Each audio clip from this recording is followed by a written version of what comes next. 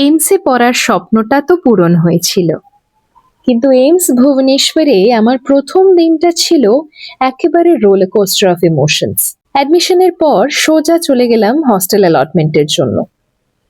আর একটা ইন্টারেস্টিং ব্যাপার জানতে পারলাম যে আমাদের নাকি every year hostel room change হবে। এনিওয়ে, ফার্স্ট ইয়ারের হস্টেলে ঢুকে আমি লিটারালি অবাক।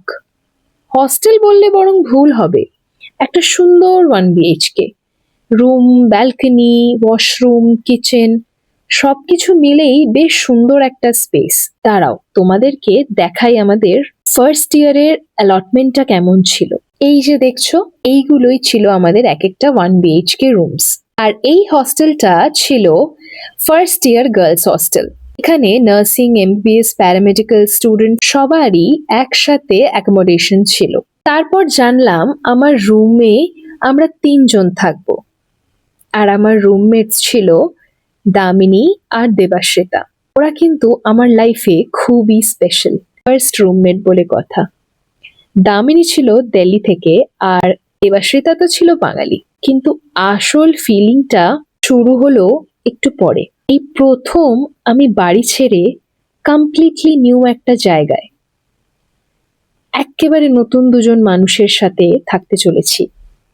একদিকে এক্সাইটমেন্ট, অন্যদিকে বাবা মাকে ছেড়ে থাকার একটা অদ্ভুত মন খারাপ। সবকিছু একসাথে চলছিল। কিন্তু আবার ছোটবেলা থেকেই আমার একটা ড্রিম ছিল, বাড়ির বাইরে কোথাও গিয়ে পড়াশোনা করব। আর ভুবনেশ্বর আমাকে সত্যি সেই সুযোগটা দিয়েছিল। একই ক্যাম্পাসে ইন্ডিয়ার ডিফারেন্ট পার্টস থেকে আসা এত মানুষ, কেরালা, দিল্লি, রাজস্থান, হরিয়ানা, হিমাচল, আর আমাদের বেঙ্গলি ফ্রেন্ডসরা তো ছিল প্রচুর।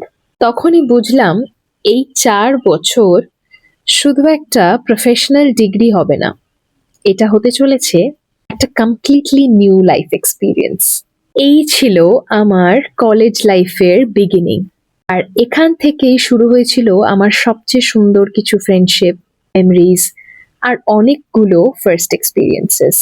তোমাদের এক্সপিরিয়েন্সগুলো আমাকে কমেন্টসে জানিও।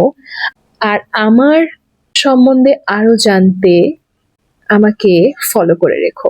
দেখা হচ্ছে পরের ভিডিওতে। বাই।